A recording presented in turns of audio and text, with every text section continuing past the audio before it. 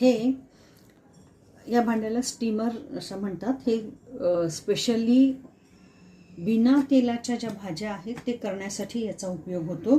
त्याच्यामध्ये आपण steam cooking करतो। हे स्टीम कुकिंग करताना ह्याच्या आतमध्ये खाली पाणी टाकायचं आहे आणि पाणी टाकून हे जाळीवालं जे भांडं आहे, हे जाळीचं भांडं ह्याच्यावरती ठेवायचं आणि मग आपण जी भाजी करणार आहोत ती ह्याच्यामध्ये करणार आहोत। त्याच्यामुळे ती सगळी पूर्ण ऑइल फ्री भाजी तयार होते, आपल्या रेग्युलर भाजीसारखीच।